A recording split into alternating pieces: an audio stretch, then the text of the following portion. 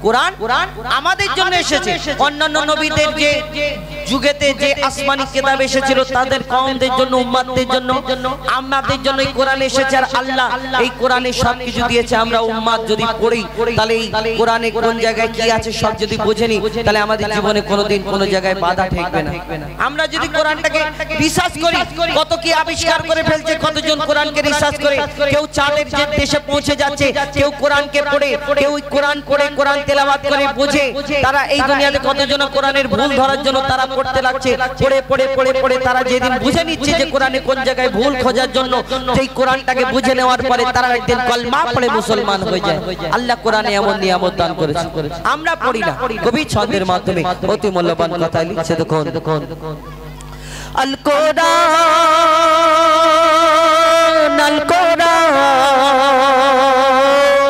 আল কোরআন আল কোরআন আল কোরআন আল কোরআন আল কোরআন আল কোরআন 104 কিতাব নাজিল হয়েছে, ওগো 104 কিতাব নাজিল হয়েছে। শ্রেষ্ঠ নবী শ্রেষ্ঠ কিতাব পেয়েছে, ওগো শ্রেষ্ঠ নবী শ্রেষ্ঠ কিতাব পেয়েছে। লাখো নবী এই ধারাতে এসেছে, লাখো নবী এই ধরাতে এসেছে। আর কোরআন শুধু প্রিয় মুহাম্মদ পেয়েছে। 104 কিতাব নাজিল হয়েছে, ওগো 104 কিতাব নাজিল হয়েছে। শ্রেষ্ঠ নবী শ্রেষ্ঠ কিতাব পেয়েছে, ওগো শ্রেষ্ঠ নবী শ্রেষ্ঠ কিতাব পেয়েছে। এই কোরআন একটা কিতাবের মতো, একটা বইয়ের মতো, একটা ডায়েরির মতো আমরা দেখতে পাই। আল্লাহ এরকম কোরআন শরীফ এরকম করে পাঠিয়ে দিয়েছিল, নাও পড়ো না। কোরআন দুনিয়াতে কতদিন ধরে কিভাবে আস্তে আস্তে ধরনীর বুকে আসলো, কবি ছন্দের মাধ্যমে সেই সম্পর্কে লিখছে, দেখুন 22 বছর 5 মাস আর 14 দিন ধরে 6666 আয়াত নাযিল করে। 540 রুকু 114 সূরা কোরআনের 30 পারায় 7 মঞ্জিল 14 সিজদায় কোরআন পূর্ণ হয়। মোর আল্লাহর বায়ান পবিত্র কোরআন, কোন কিতাব হবে না কোরআনের সমান। মোর আল্লাহর বায়ান পবিত্র কোরআন, কোন কিতাব হবে না কোরআনের সমান। কোরআনের সাজে মুমিন চেকেছে, এই কোরআনের সাজে মুমিন চেকেছে। এই দুনিয়ায় যেন আবে কাউসার পেয়েছে, এই দুনিয়ায় যেন আবে কাউসার পেয়েছে। এই কোরআন যারা অন্তরে গেঁথে রেখেছে, এই কোরআন যারা অন্তরে গেঁথে রেখেছে, তাদের সাথে যেন আল্লাহ কথা বলেছে। 104 কিতাব নাজিল হয়েছে, ওগো 104 কিতাব নাজিল হয়েছে। শ্রেষ্ঠ নবী শ্রেষ্ঠ কিতাব পেয়েছে, ওগো শ্রেষ্ঠ নবী শ্রেষ্ঠ কিতাব পেয়েছে।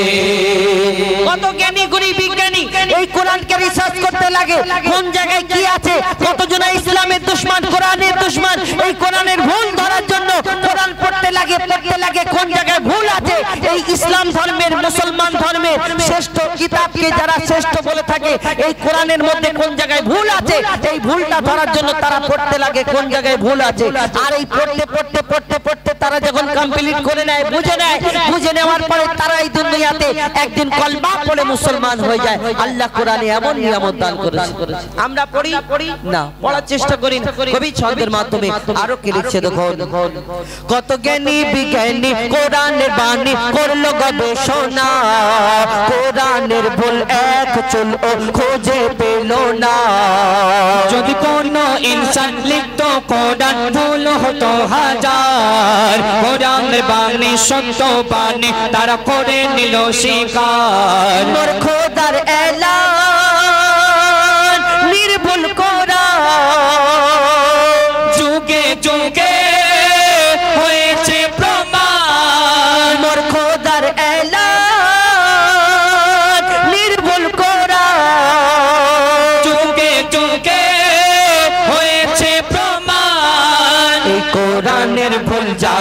খুঁজতে গিয়েছে, এই কোরআনের ভুল যারা খুঁজতে গিয়েছে, তারা তওবা করে কলমা পড়ে নিয়েছে, তারা তওবা করে কলমা পড়ে নিয়েছে। 104 কিতাব নাজিল হয়েছে, ওগো 104 কিতাব নাজিল হয়েছে, শ্রেষ্ঠ নবী শ্রেষ্ঠ কিতাব পেয়েছে, ওগো শ্রেষ্ঠ নবী শ্রেষ্ঠ কিতাব পেয়েছে। কত জ্ঞানী গুণী বিজ্ঞানী কোরআনকে রিসার্চ করে, আবার কেউ কেউ কোরআনকে ধ্বংস করে দেওয়ার জন্য এই দুনিয়াতে কত কি দেখায়। কেউ কোরআনের পাতাটা ছিঁড়ে মুখের মধ্যে পুরে খেয়ে নেয়, কেউ কোরআনকে ফুটবলের মতো শট মেরে দেখায়, কেউ কোরআনকে জ্বালিয়ে পুড়িয়ে এরকম সোশ্যাল মিডিয়াতে তুলে দেখে হিরো হবে। এই সোশ্যাল মিডিয়াতে তুলে ধরে যে কোরআনকে জ্বালিয়ে পুড়িয়ে শেষ করে দেবে। এই দুনিয়াতে যত কাগজের মধ্যে কালি দিয়ে কোরআনকে লেখা আছে সবকে যদি জ্বালিয়ে পুড়িয়ে ছাই করে সমুদ্রেতে ফেলে দেওয়া হয়, তবুও দুনিয়া থেকে কেউ কারোর বাপের ক্ষমতা নেই কোরআনকে মিটিয়ে দেবে। কেন?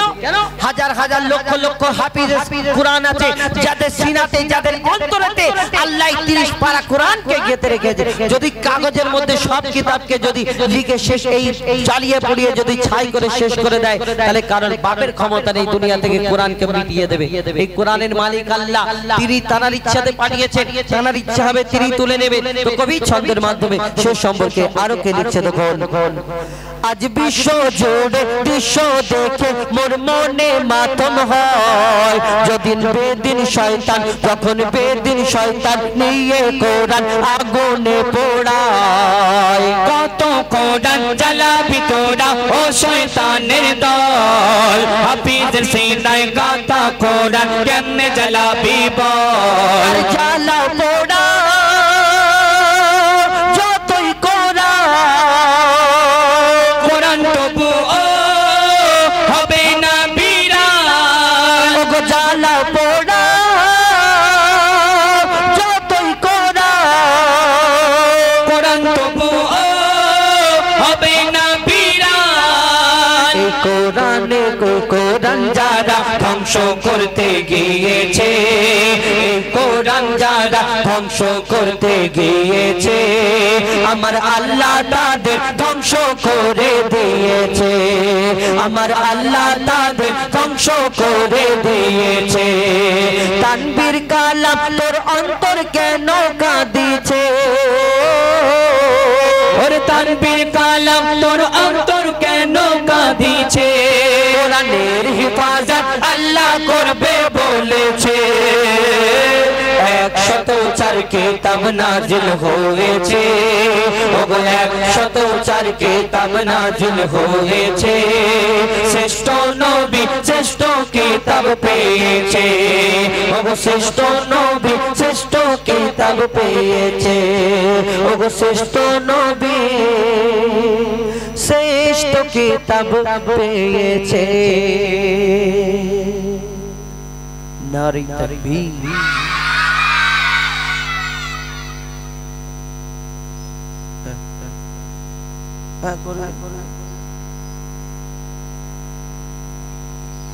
ঠিক আছে, কোনো অসুবিধা নেই। তাহলে কিন্তু টাকা দিতে হয়, দেবে তো নাকি? তাই নেই টাকা?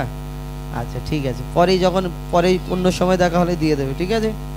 চলো একবার তকবিরটা ভালো করে সাজিয়ে গুছিয়ে বসো, একটু গন্ডগোল হয়ে গেছে। তকবির দেবে, বসো না, তুমি কি লাফালাফি করবে? না, বসো বসো বসো সোনামণি, বসো বসো। একবার তকবির দাও আস্তে করে, নারে তাকবীর, নারে তাকবীর। আল কোরআনের আলো, আল কোরআনের আলো, আল হাদিসের আলো, আল হাদিসের আলো।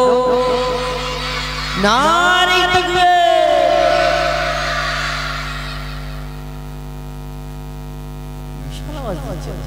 একটা 10 টাকা দিয়ে দেবো নাকি দিদি? এই কালো জ্যাকেট তুই আয়, হ্যাঁ বাচ্চি মানকে সাচ্ছি আইগে না, তুই একবার জোরে করে আল্লাহু আকবার একা বলবি, কেউ বলবি নি। চল, নারে তাকবীর। তুই ও শুধু টাকাটা নেওয়ার জন্য এরকম করছিস। আল্লাহু আকবার জোরে বলতে হবে, তবে দেবো, নালি দেবো না। যত গায়ে জোর আছে সব থেকে জোরে বলতে হবে আল্লাহু আকবার, ঠিক আছে?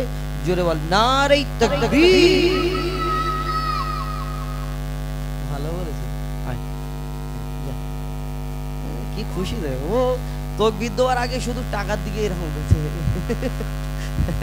যাই হোক, এইবারে একটু গন্ডগোল হয়ে গেছিল। আমরা এবারে অনুষ্ঠানে ফিরে যাই, আমরা আবার গজলে যাই। আমার দাদারা ফরমাইশ করেছেন এবং মা বোনেদের তরফ থেকে একটি গজল ফরমাইশ করেছেন। আমার ওই মা ফাতেমার ঘটনা একদম নতুন গজল শোনাবো ইনশাল্লাহ। তো তার আগে আমার নবী দো জাহানের বাদশাহ হুজুর আকরাম সাল্লাল্লাহু আলাইহি ওয়াসাল্লাম তানার শানে কবি ছন্দের মাধ্যমে লিখছেন, আল্লাহ কত নবীকে সৃষ্টি করেছেন, এক একটা নবীকে এক এক রকম খুবই দান করলেন। আমার নবীকে আল্লাহ শ্রেষ্ঠ করে, লাজবাব করে, বেমিসাল করে, জানার মতো কেউ হয়নি, হবে না, আসেনি, আসবে না। আল্লাহ এই দুনিয়াতে আমার নবীকে সৃষ্টি করেছেন কেমন? কবি ছন্দের মাধ্যমে অতি মূল্যবান কথাই লিখছে, দেখুন। বেমিসাল বেমিসাল বেমিসাল নবী, বেমিসাল বেমিসাল বেমিসাল নবী, বেমিসাল বেমিসাল বেমিসাল নবী, বেমিসাল বেমিসাল বেমিসাল নবী। ওগো বেমিসাল নবী মোর তোমার নাই তুলনা, ওগো বেমিসাল নবী মোর তোমার নাই তুলনা, ওগো বেমিসাল নবী মোর তোমার নাই তুলনা, ওগো বেমিসাল নবী মোর তোমার নাই তুলনা, ওগো বেমিসাল নবী মোর তোমার নাই তুলনা, ওগো বেমিসাল নবী মোর তোমার নাই তুলনা। ধন্য হলো কাবা, ধন্য সারা গে জামানা, ধন্য হলো কাবা, ধন্য সারা গে জামানা। নূরের আভাই জগৎ চমকায়, নূরের আভাই জগৎ চমকায়, গায় সারা গায় না।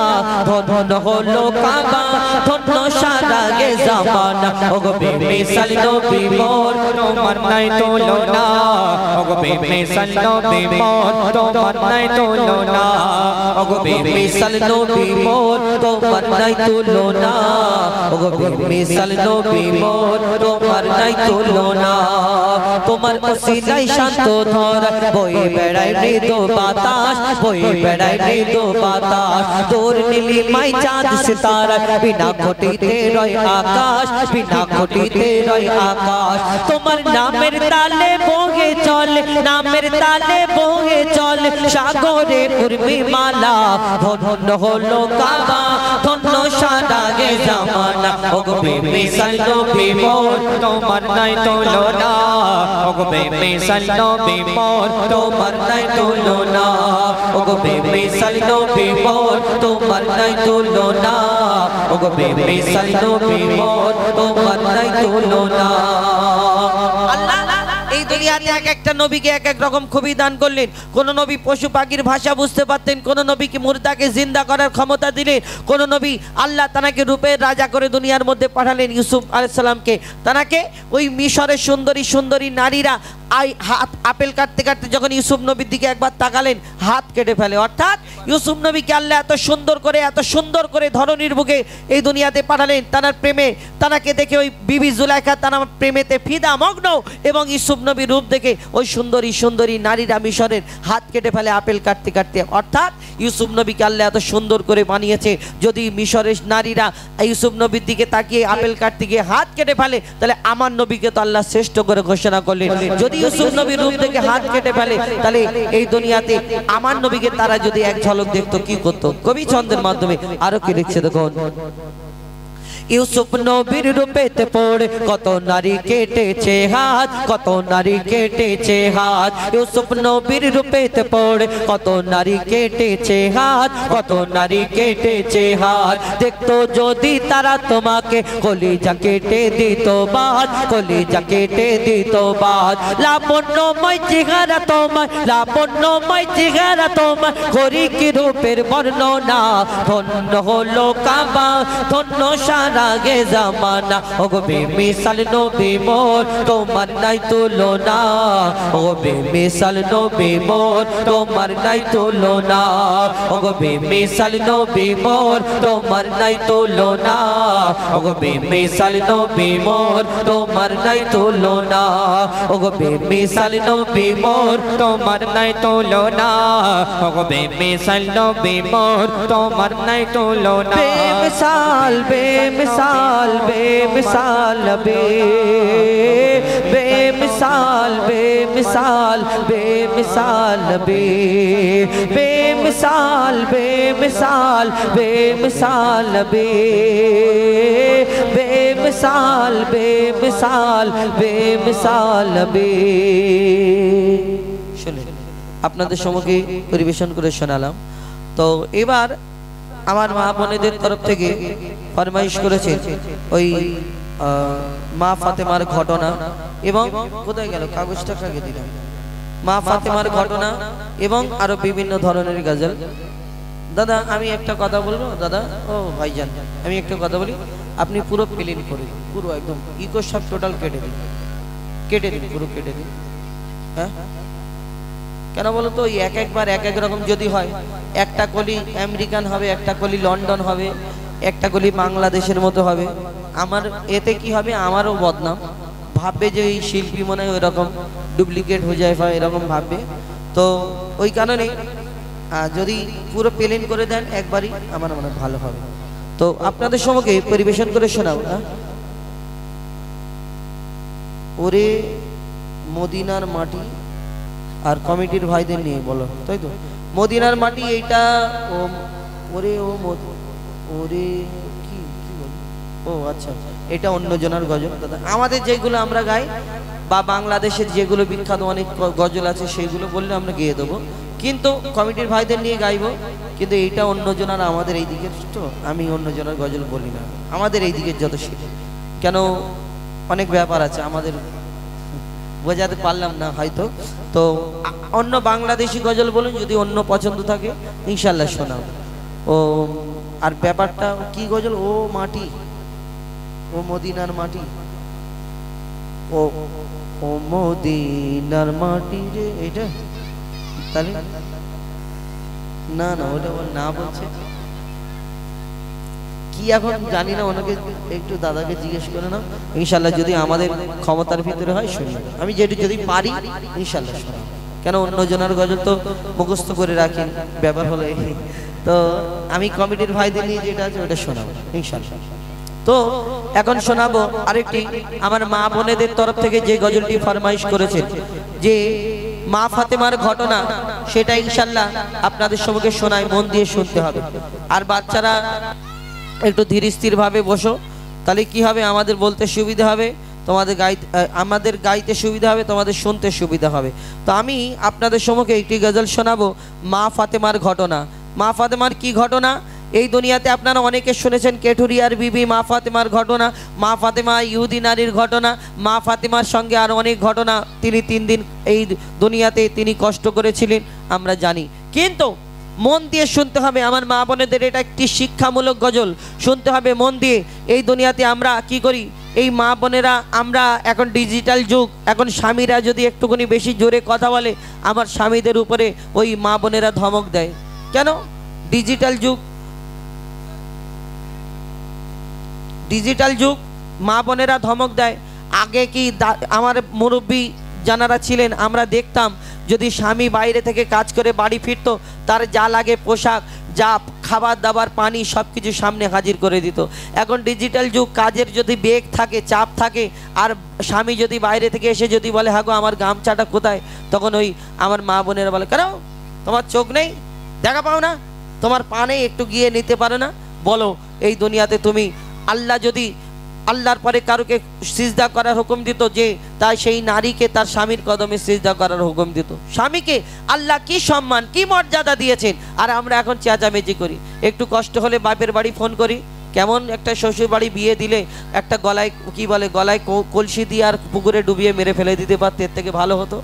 একটা পুরুষ সারা জীবন খেটে খেটে তার নিজের জীবনটাকে ওই পাঁপড় ভাজা মতো করে দেয়, সে চায় যে আমার সংসারের সব লোক কি করে ভালো থাকে, কিন্তু শেষেতে একটা নারী কি বলে জানেন, একটু ঝামেলা ঝঞ্ঝট হলে তার স্বামীকে বলে তুমি আমাকে কি দিয়েছো, কি করো সারা জীবন, আরে কি করো, তাহলে কি সারা জীবন ছেলে মানে আপনার ওই সংসার করতে গিয়ে যে সারা জীবন তাহলে ছেলেরা কি ঘাস কাটলো না? এই দুনিয়াতে বলে না, বলে একটুখানি ঝামেলা ঝঞ্ঝট হলে বলে কি দিয়েছো আমাকে, আরে কি দিয়েছে, তাহলে সারা জীবন কি করলো? তো এই আমার মা ফাতেমা একদিন হজরতে আলী কারামাল্লাহু ওয়াজহু তানাকে বললেন স্বামী গো, সেই হযরতে আলী তিনি যুদ্ধে যাবার জন্য রেডি হচ্ছে, প্রস্তুত হচ্ছে। আর একদিন হযরতে আলীর কাছে মা ফাতেমা আবদার করলেন, স্বামী গো, আমার একটা প্রয়োজন আছে, একটা পোশাক, একটা জামা। আর তানারা বেশি এই সময় আমরা এখন তো ডিজিটাল যুগ, 4টে 5টা করে জামা নিয়ে বলে এখনো পড়তা হয়নি, কিন্তু তখন তানার প্রয়োজন ছাড়া জামা কাপড় নিতেন না। মা ফাতেমা স্বামীর কাছে বলে, স্বামী আমার একটা জামার প্রয়োজন, পোশাকের প্রয়োজন, আর আপনি যুদ্ধে থেকে ফেরার সময় আপনি নিয়ে আসবেন। আর এই কথা শোনার পরে পরে হযরতে আলীর মনটা খারাপ। কেন মন খারাপ? তিনি চেয়েছেন বলে না, হযরতে আলীর কাছে তেমন কিছু টাকা পয়সা তেমন কিছু নেই যে মা ফাতেমাকে এই কাপড়টা এনে দেবে। এই কথা যখন এই ঘটনাটা হয় তখন ইমাম হাসান ইমাম হোসাইন ছোট্ট 2 ভাই ওই ছুটে ছুটে নানার দরবারে পৌঁছে যায়। আর গিয়ে সঙ্গে সঙ্গে বলে, নানা গো, আমার আব্বার মনটা খারাপ ছিল। এই কথাটা শোনার পরে আমার দয়ার নবী কি বলে কবি ছন্দের মাধ্যমে অতি মূল্যবান কথাই লিখছে, দেখুন। স্বামীর মনে মা বোনেরা ব্যথা দিও না, ওই স্বামীর মনে মা বোনেরা ব্যথা দিও না, আমার নবীর ঘোষণা ঘটনা শোনো মা ফাতেমার, ঘটনা শোনো মা ফাতেমার। স্বামীর মনে মা বোনেরা ব্যথা দিও না, আমার নবীর ঘোষণা ঘটনা শোনো মা ফাতেমার, ঘটনা শোনো মা ফাতেমার। স্বামীর মনে মা বোনেরা ব্যথা দিও না, আমার নবীর ঘোষণা ঘটনা শোনো মা ফাতেমার। কি ঘটনা কবি ছন্দের মাধ্যমে আরো কি লিখছে দেখুন।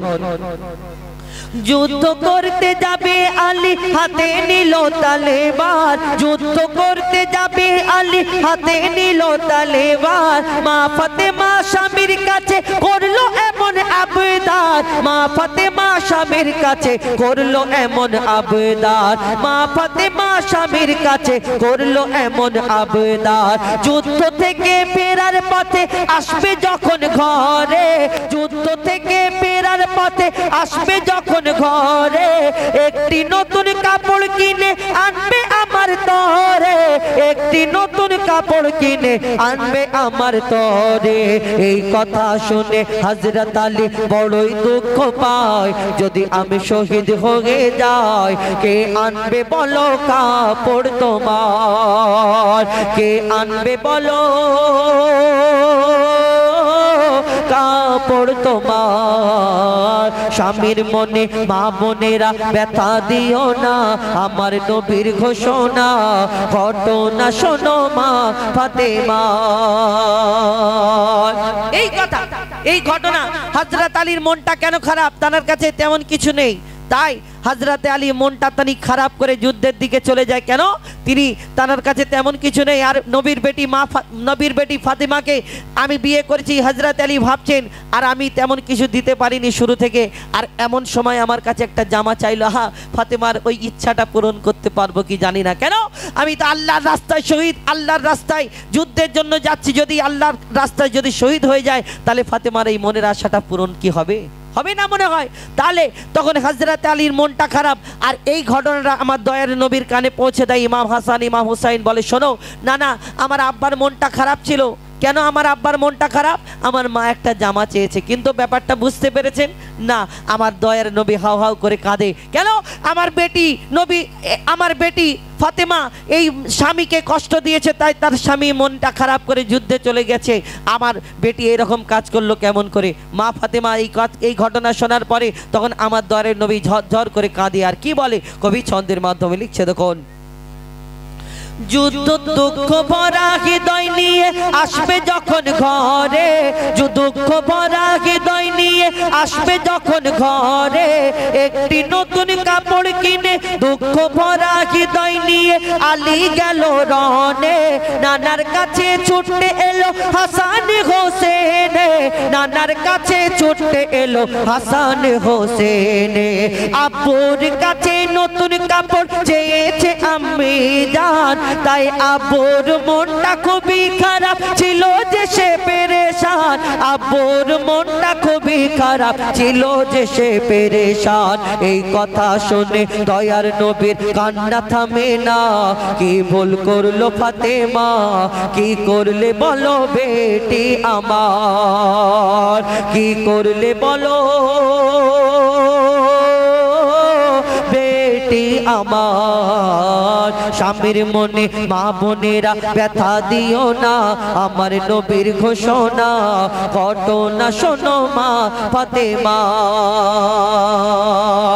আমার নবী কষ্ট পেলেন, মা ফাতেমা তিনি চিন্তা করে আমার দয়ার নবী কষ্ট পেয়েছেন বলে মা ফাতেমার, একই রকম রাখবেন দাদা, আমার দয়ার নবী কষ্ট পেয়েছেন বলে মা ফাতেমার ঘরে আর যাচ্ছে না। আর মা ফাতেমা চিন্তা করে একদিন হয়ে গেল, 2 দিন হয়ে গেল, 3 দিন হয়ে গেল, মা ফাতেমা চিন্তা করে পেরেশান, আমার আব্বা আমার ঘরে না এসে যদি থাকতে না পারে তাহলে কি ব্যাপার, আমার আব্বা কি ব্যাপার আমার বাড়ি আসছে না কেন। ছুটে ছুটে মা ফাতেমা আমার দয়ার নবীর দরবারে পৌঁছে যায়। কিন্তু মা ফাতেমার, আমার নবী যখন দেখলেন মা ফাতেমা আসছে তিনি অন্যদিকে ঘুরে গেলেন, মা ফাতেমার দিকে দেখে না। মা ফাতেমা চিন্তা করে হাউ হাউ করে কাঁদে, কি বলে আমার দয়ার নবী। কবি ছন্দের মাধ্যমে অতি মূল্যবান কথায় আরো কি লিখছে দেখুন। যার মুখ না দেখে ঘুমাতো না দয়ার নবীজি আমার, যার মুখ না দেখে ঘুমাতো না দয়ার নবীজি আমার, রাতের পরে রাত কেটে যায় মুখ দেখে না ফাতেমার, রাতের পরে রাত কেটে যায় মুখ দেখে না ফাতেমার। মা ফাতেমা ছুটে এলো আব্বা জানের কাছে, তবু বেটির মুখ দেখে না পেছন ফিরে আছে, তবু বেটির মুখ দেখে না পেছন ফিরে আছে, তবু বেটির মুখ দেখে না পেছন ফিরে আছে। বলছে নবী ও গো বেটি বাড়ি ফিরে যাও, আগে স্বামীর কাছে ক্ষমা চাও, তবে করবে ক্ষমা আল্লাহ আমার, তবে করবে ক্ষমা আল্লাহ আমার। স্বামীর মনে মা বোনেরা ব্যথা দিও না, আমার নবীর ঘোষণা ঘটনা শোনো মা ফাতেমা। এই কথা শোনার সঙ্গে সঙ্গে মা ফাতেমা তার মনটা বড় কষ্ট, কাঁদতে কাঁদতে নিজের বাড়ি চলে যায়। চিন্তা করে হ্যাঁ আমার স্বামীকে এই কথা বললাম বলে আমার আব্বা আমার প্রতি নারাজ। আর তিনি গিয়ে দরজাটা বন্ধ করে তিনি চিন্তা করে আহা আমার স্বামী কখন আসবে, আমি ক্ষমা চাইবো, অপেক্ষা অপেক্ষা করছে আমার স্বামী কখন আসবে। এক সময় ঠক ঠক করে আওয়াজ হয় দরজায়, ফাতেমা দরজা খোলো। আর হযরতে আলী যখন প্রবেশ করলেন, করার পরে যা কিছু প্রয়োজন যা কিছু লাগে সবকিছু প্রয়োজন মিটিয়ে দেওয়ার পরে বলে শোনো ও আমার প্রাণের স্বামী, আমি বড় ভুল করেছি, তোমাকে এই কথাটা বলেছিলাম তুমি হয়তো কষ্ট পেয়েছো, তাই এই দয়ার রাসূল এই দোজাহানের বাদশা আমার এই তোমার স্বামী তোমার মনে কষ্ট দেওয়ার জন্য আমার দয়ার নবী আমার আব্বা তার মনেতে বড় কষ্ট হয়েছে। এই কথা শোনার পরে হযরতে আলী বলে আমি কি এই কারণে কষ্ট পেয়েছি, না আমার কাছে নেই বলে কিছু তাই কষ্ট পেয়েছি। তখন হযরতে আলী ওই তানাদের সঙ্গে করে নিয়ে দয়ার নবীর দরবারে যায়। আর আমার নবী সেদিন কি বলতে থাকে কবি ছন্দের মাধ্যমে লিখছে দেখুন। যুদ্ধ থেকে হযরত আলী এলো যখন ঘরে, চাইছে ক্ষমা মা ফাতেমা পা দুটোকে ধরে, চাইছে ক্ষমা মা ফাতেমা পা দুটোকে ধরে, ক্ষমা করে দাও আমারে আর করব না এমন ভুল, ক্ষমা করে দাও আমারে আর করব না এমন ভুল, তোমার মনে ব্যথা দিলে ব্যথা পাবে খোদার রাসূল, তোমার মনে ব্যথা দিলে ব্যথা পাবে খোদার রাসূল। আলী ফাতেমা হাসান হোসেন নবীর কাছে যায়, নবী মোর দেখে শান্তি পায়, এমন ভুল কখনো করো না গো আর, এমন ভুল কখনো করো না গো আর। স্বামীর মনে মা বোনেরা ব্যথা দিও না, আমার নবীর ঘোষণা ঘটনা শোনো মা ফাতেমা। সব শেষে আমার দয়ার নবী এই দুনিয়াতে উম্মতের জন্য কি শিক্ষা দিয়ে যায়, মা ফাতেমাকে সেদিন কি বলে যায়, শেষ কথায় মন দিয়ে শুনবে।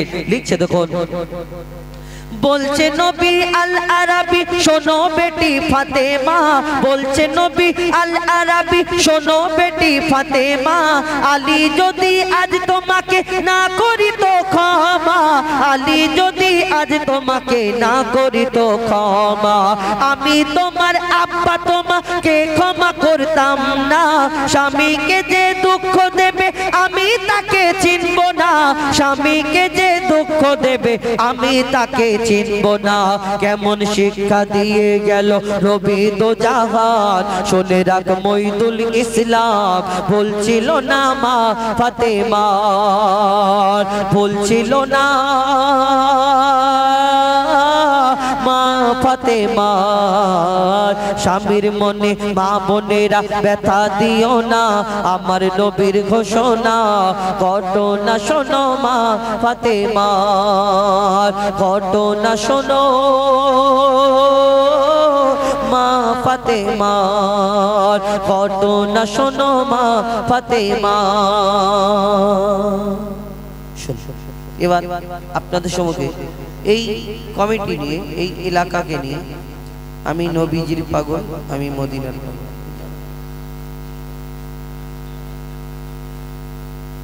মদিনা মদিনা, আচ্ছা ঠিক আছে। যাই হোক, এখন আমাদের কেন আমি সেই শুরু থেকে যেই থেকে শুরু হয়েছে আমি একটা ও মদিনার মাটি রে আমি জানিনি গো, এরপরে শিখে আসবো বলবো পরে। তো আমরা আমাদের গজলগুলো একটু গাওয়ার চেষ্টা করি। তো আপনাদের এখানে আপনারা অনেক গজল ফরমাইশ করেছেন, তার মধ্যে থেকে একটা দুটো বললাম, ইনশাল্লাহ শোনাবো, শেষের দিকে এই ফরমাইশগুলো শোনাবো। তো এখন এই এলাকা কি নাম, এইখানে আরশুল্লাহ কি কমিটির নাম, একটু ঘোরান, কার্ডটা ঘোরান। আরশুল্লাহ উত্তরপাড়া জামে মসজিদের আরশুল্লাহ মসজিদ কমিটির পরিচালনা, সুন্দর অনুষ্ঠান। তো এই সুন্দর অনুষ্ঠানকে সাজানো হয়েছে, আর এই আরশুল্লাহ উত্তরপাড়া জামে মসজিদ, উত্তরপাড়া জামে মসজিদের পরিচালনায় এই সুন্দর অনুষ্ঠানকে সাজানো হয়েছে। তো সেই নিয়ে তো কবি ছন্দের মাধ্যমে লিখছে, দেখুন। আরশুল্লাহ উত্তরপাড়া নূরের সাজে সেজেছে, আরশুল্লাহ উত্তরপাড়া নূরের সাজে সেজেছে, আরশুল্লাহ উত্তরপাড়া নূরের সাজে সেজেছে, প্রতি ঘরে ঘরে ঘরে ঘরে ঘরে ঘরে প্রতি ঘরে ঘরে রহমত খোদার ভরেছে, আরশুল্লাহ উত্তরপাড়া নূরের সাজে সেজেছে, আরশুল্লাহ উত্তরপাড়া নূরের সাজে সেজেছে। এই কমিটির ছেলেরা ছেলেরা ছেলেরা, এই কমিটির সদস্যরা সত্যি নবীর দিবানা। আমি আবার বললে অনেকজনা ভাববে যে পাম দিচ্ছে আগের বছরে দাওয়াত করার জন্য, না, দাওয়াতের মালিক আল্লাহ, আমার মালিক আল্লাহ, আপনার মালিক আল্লাহ। এইখানে যে সুন্দর অনুষ্ঠানকে সাজিয়েছেন, এই এলাকার উদ্যোগে একটা জলসা হয়েছে, গজলকে অনেকজন আপনারা হয়তো অনেক রকম ভাবেন, সেটা আলাদা ব্যাপার, আজকের এই দিনটা বাদ দিন। এই যে জলসার অনুষ্ঠান যে এই কায়েম করা হয়েছে, যেখানে আল্লাহ আল্লাহ রসুলের তারিফ প্রশংসা গুণগান হবে, जहाँ जिक्र हबीब होता है खुद खुदा करीब होता है, इस महफिल में बैठने वाला आदमी खुश नसीब होता है। এই সুন্দর অনুষ্ঠানকে যারা সাজিয়েছেন, যারা পরিচালনা করেছেন, এই কমিটির সদস্য, আল্লাহ তাদের সিলেকশন করেছেন। কেন বলুন? এই দুনিয়াতে যদি একটা গাছের পাতা যদি আল্লাহর বিনা হুকুমে না নড়ে, তাহলে এই কমিটির ক্ষমতা থাকবে যে এই অনুষ্ঠানটাকে আল্লাহর বিনা হুকুমে করিয়ে দেবে? না, এটাও আল্লাহর ইচ্ছা। এই কমিটির দ্বারা এই সুন্দর অনুষ্ঠানকে সাজানো হবে। তো কবি ছন্দের মাধ্যমে লিখছে, দেখুন। এই কমিটির সদস্যরা সত্যি নবীর দিবানা, এই কমিটির সদস্যরা সত্যি নবীর দিবানা, নবীকে যারা ভালোবাসে আল্লাহ তাদের ভোলে না, নবীকে যারা ভালোবাসে আল্লাহ তাদের ভোলে না। এরা এরা সচ্চা মুসলমান মুসলমান মুসলমান ওগো এরা সচ্চা মুসলমান আল্লাহ এদের মেহেরবান এরা সচ্চা মুসলমান আল্লাহ এদের মেহেরবান বালা বিপদ সরে যাবে করলে নবীর গুণগান বালা বিপদ সরে যাবে করলে খোদার গুণগান এই মসজিদ কমিটির উপর এই উত্তর পাড়ার উপর এই গ্রামের উপর খোদার মাদাদ রয়েছে আর সোল্লা উত্তর পাড়া নূরের সাজে সেজেছে আর সোল্লা উত্তর পাড়া নূরের সাজে সেজেছে প্রতি ঘরে ঘরে ঘরে ঘরে ঘরে ঘরে প্রতি ঘরে ঘরে রহমত খোদার ভরেছে আর সোল্লা উত্তর পাড়া নূরের সাজে সেজেছে আর সোল্লা উত্তর পাড়া নূরের সাজে সেজেছে আমি অনেকক্ষণ একটানা বললাম এখন কষ্টেরও ব্যাপার থাকে বক্তব্য হলে অনেকক্ষণ বলা যায় তো এখন আমাদের পরবর্তী সহসাথী শিল্পী এরা একটা দুটো ছোট ছোট বলবে তারপরে আমি আবার আসব এসে কয়েকটি গজল পর পর গাইবো তারপরে ইনশাল্লাহ আপনাদের কাছ থেকে বিদায় নেব তো বুঝতে পারছেন শুরু থেকে একটু গন্ডগোল হয়েছে এবং শেষ পর্যন্ত এখন যতটুকু পারি আপনাদের সম্মুখে শোনানোর চেষ্টা করব তো একবার বাচ্চারা আস্তে করে তাকবীর দাও এসো এদের দুইজনের কণ্ঠ থেকে শুনুন সুন্দর করে নারে তাকবীর এতক্ষণ পরে হচ্ছে সাথে সাথে বললে হবে নারে তাকবীর হ্যাঁ ঠিক আছে আমার কাছে আছে এখন এই তো ঠিক আছে যে যে পেজ ওর দুবার নেবে না চলো যাই হোক শুনলেন ওস্তাদের কণ্ঠ থেকে ফরমাইশিমূলক খুব সুন্দর সুন্দর গজল তো এখন আপনাদের সম্মুখে আমরা দ্বৈত কণ্ঠে পবিত্র নাত রাসূল পরিবেশন করে শোনাবো আপনারা ধীরে স্থির ভাবে শ্রবণ করুন হ্যালো ঠিক হ্যালো হ্যালো কবি চন্দ্র মাধবে লিখছে দেখুন আরব সাগরে বসিয়া পারে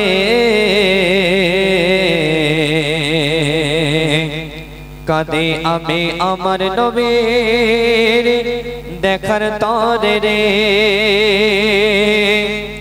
আরব সাগরে বসিয়া পারে আরব সাগরে বসিয়া পারে কাঁদে আমি আমার নবীর দেখার তরে রে কাঁদে আমি আমার নবীর দেখার তরে রে আমি কেমনে যাব রে তোমায় কেমনে পাবো রে আমি কেমনে যাব রে তোমায় কেমনে পাবো রে কাঁদে আমি আমার নবীর দেখার তরে রে কাঁদে আমি আমার নবীর দেখার তরে রে আরব সাগরে বসিয়া পারে আরব সাগরে বসিয়া পারে কাঁদে আমি আমার নবীর দেখার তরে রে কাঁদে আমি আমার নবীর দেখার তরে রে আরব সাগর শুকিয়ে যায় আরব সাগর শুকিয়ে যায় মদিনাতে যায় এইভাবে মই কতদিন থাকবো অপেক্ষায় আরব সাগর শুকিয়ে যায় আরব সাগর শুকিয়ে যায় মদিনাতে যায় এইভাবে মই কতদিন থাকবো অপেক্ষায় সাগর পাড়ে বসে আমার সাগর পাড়ে বসে আমার সময় কাটে রে কাঁদে আমি আমার নবীর দেখার তরে রে কাঁদে আমি আমার নবীর দেখার তরে রে আমি কেমনে যাব রে তোমায় কেমনে পাবো রে আমি কেমনে যাব রে তোমায় কেমনে পাবো রে কাঁদে আমি আমার নবীর দেখার তরে রে কাঁদে আমি আমার নবীর দেখার তরে রে আরব সাগরে বসিয়া পারে আরব সাগরে বসিয়া পারে কাঁদে আমি আমার নবীর দেখার তরে রে কাঁদে আমি আমার নবীর দেখার তরে রে অতি মূল্যবান কথাই আমার আপনার নবী সম্পর্কে লেখক আরো কি লিখছেন শুন কত কাফের দেখেছিল, কত কাফের দেখেছিল আমার নবীজিকে, আমি অধম তাকিয়ে রই ওই মদিনার দিকে। কত কাফের দেখেছিল, কত কাফের দেখেছিল আমার নবীজিকে, আমি আদম তাকিয়ে রই ওই মদিনার দিকে। সদাই ভাবি আল্লাহ রাজি, সদাই ভাবি আল্লাহ রাজি, কবে হবে রে কাঁদি আমি আমার নবীর দেখার তরে রে, কাঁদি আমি আমার নবীর দেখার তরে রে। আরব সাগরে বসিয়া পারে, আরব সাগরে বসিয়া পারে, কাঁদি আমি আমার নবীর দেখার তরে রে, কাঁদি আমি আমার নবীর দেখার তরে রে। তারপর কবি অত সুন্দর কথা আরো লিখছে দেখো, ওই মদিনার দৃশ্য গুলি, ওই মদিনার দৃশ্য গুলি আঁকি মনের মাঝে, কল্পনাকে করতে সফল কাদের সকাল সাথে। ওই মদিনার দৃশ্যগুলি, ওই মদিনার দৃশ্যগুলি আঁকি মনের মাঝে, কল্পনাকে করতে সফল কাঁদি সকাল সাথে। জানি না মোর আশা কবে, জানি না মোর আশা কবে পূরণ হবে রে, কাঁদি আমি আমার নবীর দেখার তরে রে, কাঁদি আমি আমার নবীর দেখার তরে রে। আরব সাগরে বসিয়া পারে, আরব সাগরে বসিয়া পারে, কাঁদি আমি আমার নবীর দেখার তরে রে, কাঁদি আমি আমার নবীর দেখার তরে রে। শেষ কথার মাধ্যমে কবি লিখছেন, জানি আমি ওই মদিনা, জানি আমি ওই মদিনা, ভারত হতে দূরে, খোয়াব মাঝে দিও দেখা ও গো নবী মোরে। জানি আমি ওই মদিনা, জানি আমি ওই মদিনা, ভারত হতে দূরে, খোয়াব মাঝে দিও দেখা ও গো নবী মোরে। কবি কাইজার ছন্দ লেখে, কবি কাইজার ছন্দ লেখে নবীর তরে রে, কাঁদি আমি আমার নবীর দেখার তরে রে, কাঁদি আমি আমার নবীর দেখার তরে রে। আরব সাগরে বসিয়া পারে, আরব সাগরে বসিয়া পারে, কাঁদি আমি আমার নবীর দেখার তরে রে, কাঁদি আমি আমার নবীর দেখার তরে রে। আমি কেমনে যাবো রে তোমায় কেমনে পাবো রে, আমি কেমনে যাবো রে তোমায় কেমনে পাবো রে, কাঁদি আমি আমার নবীর দেখার তরে রে, কাঁদি আমি আমার নবীর দেখার তরে রে, কাঁদি আমি আমার নবীর দেখার তরে রে। শুনলেন ডুয়েট কণ্ঠে পবিত্র নাথ রাসূল। তো এখন আপনাদের সম্মুখে আরেকটি ডুয়েট কণ্ঠে একটি শিক্ষণীয় কালাম।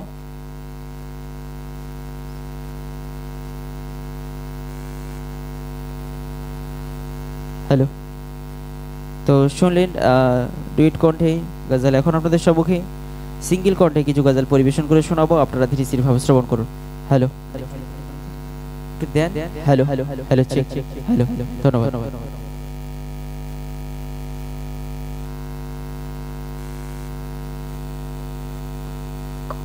Hello hello hello check check hello hello hello. পবিত্র নাথ রাসূল অতি মূল্যবান কথাই কবি লিখছেন, শোন। ও কোকিলা বন্যা রে তুই কার প্রেমে, মধুরি সুর দিশরে ঢেলে তোর গানে। ও কোকিলা বন্যা রে তুই কার প্রেমে, মধুরি সুর দিশরে ঢেলে তোর গানে।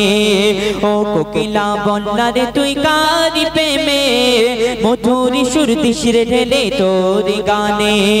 কার ওসিলায় এত সুর ছলকায়, মন এ হারায় নূর মদিনায়। কামলি বালার নামে দরুদ পড়িস বাগিচায়, ও গো কামলি বালার নামে দরুদ পড়িস বাগিচায়।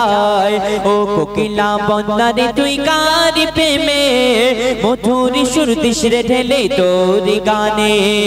ও কোকিলা বন্যা রে তুই কার প্রেমে, মধুরি সুর দিশরে ঢেলে তোর গানে।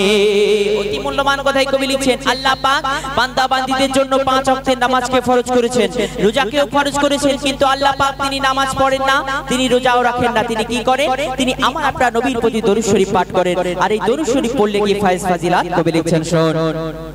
গুন গুন গুন ভ্রমর ফুলের আলাপনে গুন গুন গুন ভ্রমর ফুলের আলাপনে গুন গুন গুন ভ্রমর ফুলের আলাপনে বলে যে পড়ে দরুদ নবীর নামে বলে যে পড়ে দরুদ নবীর নামে কবু হবে না সে জাহান্নামে মাওলা তা লিখে দিল পাক কোরআনে মাওলা তা লিখে দিল পাক কোরআনে দরুদ পড়ে কিশোর ধরে পুষ্পলতায়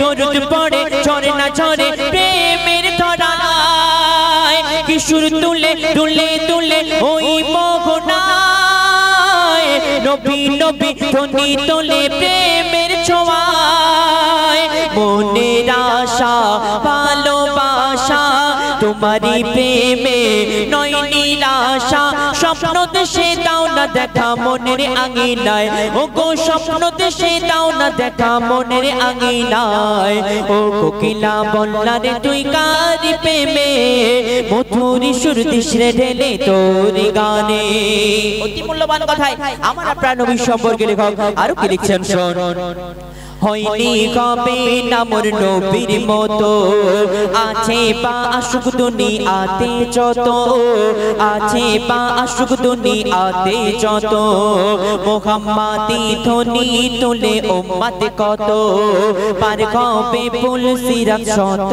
শত পার হবে ফুল সিরাত শত শত মধু মাখা কি যে রাখা ওই নামেতে পথ হারালে দিশা পাবি আধারিতে আরশ পাকে খোদার পাশে যে নাম লেখা রয় ওই নামেরই ওসিলাতে দোয়া কবুল হয় যাকে না কেটে জীবন আমার পড়িয়া দরুদ নবী গো তোমার যাকে না কেটে জীবন আমার পড়িয়া দরুদ নবী গো তোমার তোমার নামে পাই যে খুঁজে মৌসুমি বাহার ও গো তোমার নামে পাই যে খুঁজে মৌসুমি বাহার ও কোকিলা বললা রে তুই কারি প্রেমে মধুর সুর দিশরে ঢেলে তোর গানে সবশেষে কবি মনে আর্যতমাদা ফাইলা কবি লিখছেন শোন মায়া বিরূপে তুমি সবার সেরা তোমারই পরশ পেয়ে ধন্য ঘেরা প্রেমের ওই পরশ পেয়ে ধন্য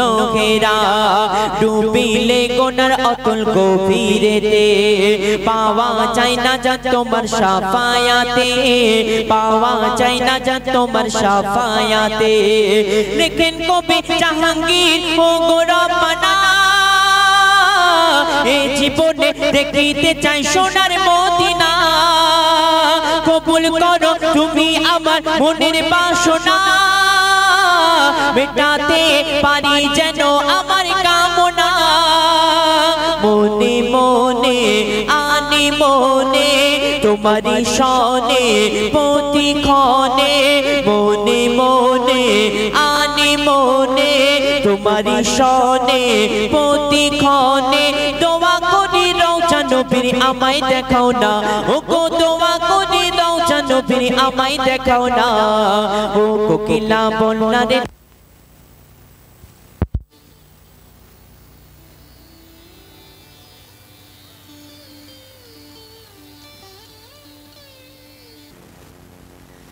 খোদারি ইশারা ছাড়া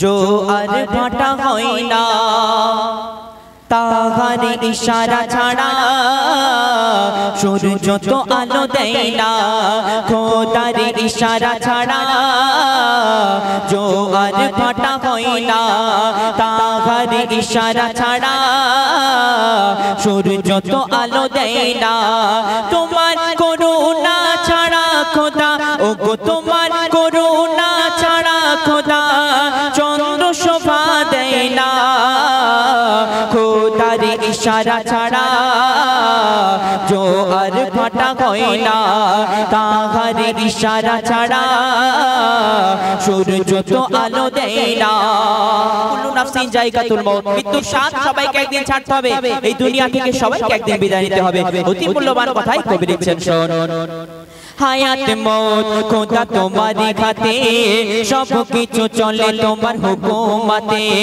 হায়াত মৌত খোদা তোমারই হাতে, সব কিছু চলে তোমার হুকুমতে।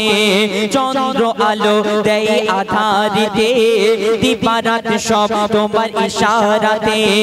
তোমার হুকুমের এমন ধারা, ওগো তোমার হুকুমের এমন ধারা কখনো পাল্টাই না। খোদার ইশারা ছাড়া জোয়ার ভাটা হয় না, তাহার ইশারা ছাড়া সূর্য তো আলো দেয় না। আমরা আজকে এই স্টেজটা করেছি, স্টেজের উপরে সামিয়ানা টাঙানোর জন্য অনেকগুলো খুঁটির ব্যবহার করেছে, কিন্তু আল্লাহ পাক আমাদের জন্য শূন্য আসমানকে টাঙিয়ে রেখেছেন। সেই সম্পর্কে কবি লিখছেন, শোন। আসমান বানালে খুঁটি ছাড়া, আধারিতে জেগে আছে লাখো তারা। আসমান বানালে খুঁটি ছাড়া, আধারিতে জেগে আছে লাখো তারা। ডালে ডালে বিকশিত রকমারি ফুল, প্রমাণ করো দেখি কোথা আছে ভুল। এত কিছু ওর পরেও কেন, ওগো এত কিছু ওর পরেও কেন খোদাকে খোদা মানো না। খোদার ইশারা ছাড়া জোয়ার ভাটা হয় না, তাহার ইশারা ছাড়া সূর্য তো আলো দেয় না। অতি মূল্যবান কথায় কবি অতি মূল্যবান কথায় আরো কি লিখছেন, শোন। যিনি ইনসানকে সৃষ্টি করে কিতাব দিলে তুমি তাদের তরে। যিনি ইনসানকে সৃষ্টি করে কিতাব দিলে তুমি তাদের তরে। অগণিত নবী তুমি দিলে ধরায়, বান্দা যাতে পায় খোদার দিশা। তোমার দয়ার তো নাই সীমা, ওগো তোমার দয়ার তো নাই সীমা। বান্দা বুঝে বোঝে না, খোদার ইশারা ছাড়া জোয়ার ভাটা হয় না, তাহার ইশারা ছাড়া সূর্য তো আলো দেয় না। আল্লাহ পাক কম বেশি 18,000 মাখলুকাতকে সৃষ্টি করেছেন, সবাই আল্লাহ পাকের নামের গুণগান গায়, কিন্তু আমরা ইনসান সেই আল্লাহ পাকের সঙ্গে নাফরমানি করি। কেমন নাফরমানি করি? কবি ছন্দের মাধ্যমে লিখছেন, মাখলুক গায় সব তোমার গুণগান, অস্বীকার করে কিছু চিনি ইনসান। মাখলুক গায় সব তোমার গুণগান, অস্বীকার করে কিছু চিনি ইনসান। কুতুরা থেকে তারা করে অস্বীকার, মনেতে আছে ভরা শুধু অহংকার। মরতে হবে তো সবাই জানে, ওগো মরতে হবে তো সবাই জানে, তবু কেন করে বাহানা। খোদার ইশারা ছাড়া জোয়ার ভাটা হয় না, তাহার ইশারা ছাড়া সূর্য তো আলো দেয় না। শেষ কথার মাধ্যমে কবি কোনে আর্যতবানা খায়লাত কবি লিখছেন, শোন। কলমেতে লিখে তাই কবিকায় যায়, সুযোগ পাবে না গো তুমি বারে বারে। কলমেতে লিখে তাই কবিকায় যায়, সুযোগ পাবে না গো তুমি বারে বারে। মওতের হাতে ছানি দিতেছে তোমায়, চেতনায় ফিরে এসো থাকিতে সময়। পাপী যদি সে চাই গো মাফি, ও গো পাপী যদি সে চাই গো মাফি, খোদা তো নিরাশ করে না। খোদার ইশারা ছাড়া জোয়ার ভাটা হয় না, তাহার ইশারা ছাড়া সূর্য তো আলো দেয় না। খোদার ইশারা ছাড়া জোয়ার ভাটা হয় না। এই ছেলেটার কণ্ঠ থেকে শুনে সিঙ্গেল। এবার আমাদের আরেকটা ছেলের কণ্ঠ থেকে সিঙ্গেল গজল শুনুন। আপনাদের আজকে গন্ডগোল হয়, একবার কারেন্ট অফ হয়ে যাচ্ছে, একবার কোথায় মাইক আওয়াজ হচ্ছে করে। আর আমার একটা ছোটবেলার বন্ধু, এই বেচারা থাকে না এইদিকে, এ একটা আশা ছিল, বলে তুমি কেরম অনুষ্ঠান করো আমি দেখতে যাবো ভাই। তো এসে চিন্তা করছে যে কোথায় অনুষ্ঠান দেখতে আসবে, শুধু আওয়াজ হচ্ছে, এই কারেন্ট অফ হয়ে যাচ্ছে। তো যাই হোক, তো আমরা সিঙ্গেল কণ্ঠে একটা গজল শোনাবে আমাদের ইমরান ফারহাদ, তারপরে আমি আসবো, দুটো একটা গজল শোনাবো, তারপরে আপনাদের কাছ থেকে বিদায় নেব ইনশাআল্লাহ। আমার দাদা বসে আছে মদিনা মদিনা, ওটা বের করে রেখেছি, দুটোই গাইব, টেনশন। আমার দাদা যে সামনে বসে আছে, না গাইলে অসুবিধা আছে। চলো চলো শুনলেন তখন আমাদের আদরকার পড়ে থেকে সুন্দর একটি নাত রসুলের আমাদের বাড়ি খেলা। তো এখন আপনার সময় আমি সিঙ্গেল কণ্ঠে পবিত্র নাত রসুল পাঠ করছি, আপনাদের সেভাবে মৌন স্বরে শুনবেন, কবি ছন্দের মাধ্যমে নিচ্ছে দেখুন। এলো নবী মোর প্যারা নবী, এলো নবী মোর প্যারা নবী, এলো নবী মোর প্যারা নবী, এলো নবী মোর প্যারা নবী, এলো নবী মোর প্যারা নবী, এলো নবী মোর প্যারা নবী, এলো আমিনা দিলাল শেষে আদরে দুলাল, এলো আমিনা দিলাল শেষে আদরে দুলাল, যিনি গুণেতে কামাল বলো নবী নবী, এলো আমিনা দিলাল শেষে আদরে দুলাল, এলো আমিনা দিলাল শেষে আদরে দুলাল, যিনি গুণেতে কামাল বলো নবী নবী।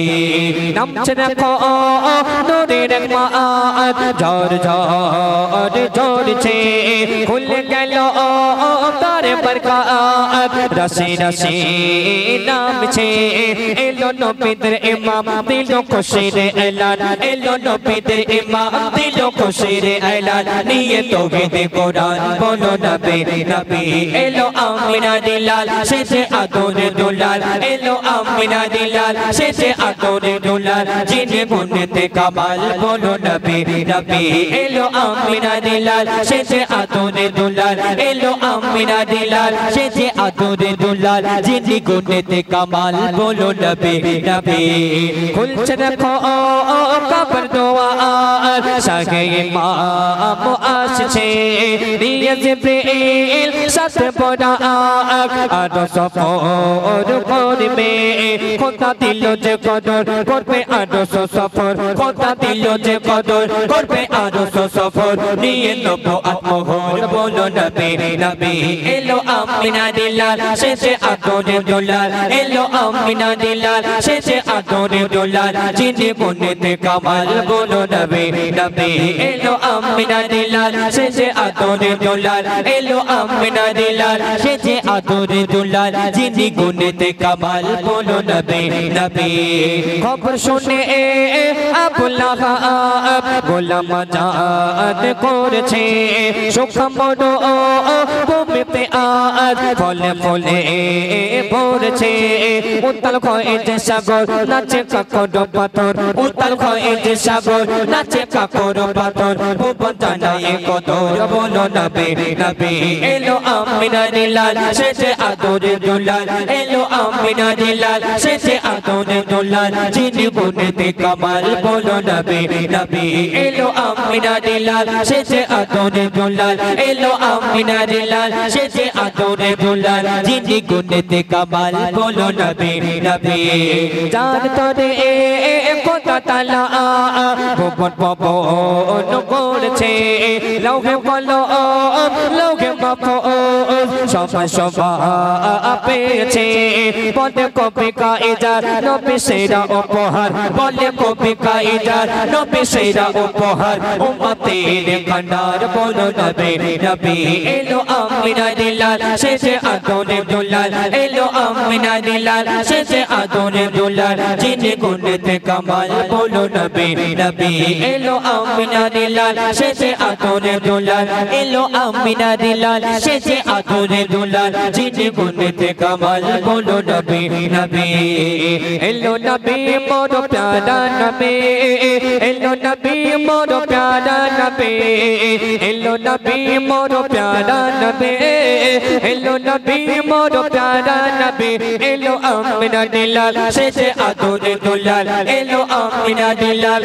शेषे आदोरे दुलाल जिने बोने दे कमाल बोलो नबी नबी एलो आमिना दिलाल शेषे आदोरे दुलाल एलो आमिना दिलाल शेषे आदोरे दुलाल जिने बोने दे कमाल बोलो नबी नबी जिने बोने दे कमाल बोलो नबी नबी जिने बोने दे कमाल बोलो नबी नबी শুনলেন এখন পরবর্তী শিল্পী আমার উস্তাদ হুযায়ফা আপনাদের সম্মুখে সুন্দর কিছু কালাম পাঠ করব আপনারা দৃষ্টিভাবে মনোযোগ সহকারে শুনবেন যে ইতিপূর্বে শুনলেন আমাদের আজহারউদ্দিন এবং ইমরানের কণ্ঠ থেকে সিঙ্গেল কণ্ঠে ডুয়েট কণ্ঠে শোনালেন। তো এবার আমি দুটো একটা গজল বলবো, তারপরে আপনাদের কাছ থেকে বিদায় নেব। যেগুলো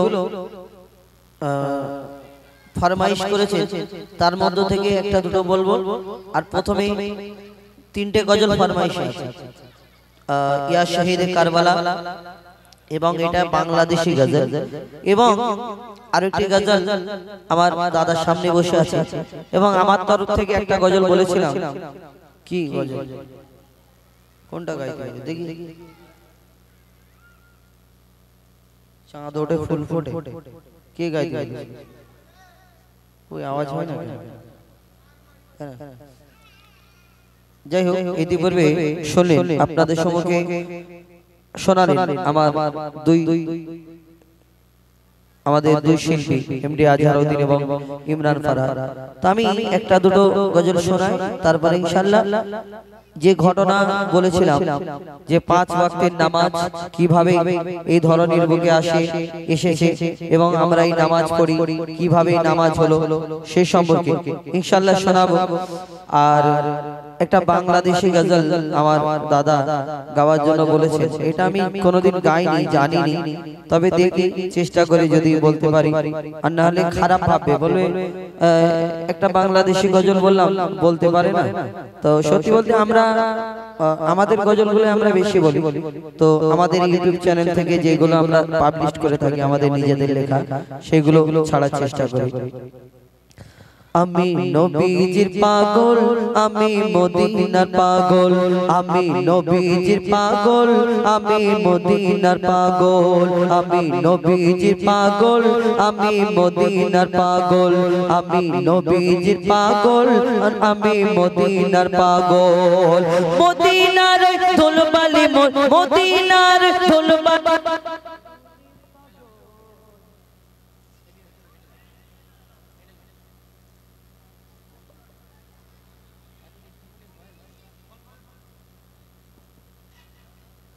হ্যালো হ্যালো হ্যালো হ্যালো, সব ঠিক আছে, কিন্তু একটা মুডের ব্যাপার, গাইতে ধরে ফটাফট বন্ধ হয়ে কি জ্বালা বলে আমি জানো। সকালে কার মুখ দেখেছি বলতো, মুর্শিদ সকালে গন্ডগোল। আমি নবীজির পাগল, আমি মদিনার পাগল, আমি নবীজির পাগল, আমি মদিনার পাগল। মদিনার ধুলবালি মোর, মদিনার ধুলবালি মোর, মদিনার ধুলবালি মোর নয়নের কাজল। আমি মদিনার পাগল, আমি নবীজির পাগল, আমি মদিনার পাগল, আমি নবীজির পাগল। মদিনার ধুলবালি মোর, মদিনার ধুলবালি মোর নয়নের কাজল। আমি মদিনার পাগল, আমি নবীজির পাগল, আমি মদিনার পাগল, আমি নবীজির পাগল। শোনালাম, চেষ্টা করলাম, আমি জানিনি, কোনোদিন গাইনি। তো এখন আমার ওই দাদার ফরমাইশ, সেটা গাইবো। তারপরে ইনশাআল্লাহ নামাজের ঘটনা, 5 ওয়াক্ত নামাজ কি করে এলো সেই সম্পর্কে ইনশাআল্লাহ শোনাবো। তারপর শহীদে কারবালা বলে আপনাদের কাছ থেকে বিদায় নেব। কালকে জলসা আছে, বেশি সময় আপনাদের নষ্ট করব না, দেখছে দেখো।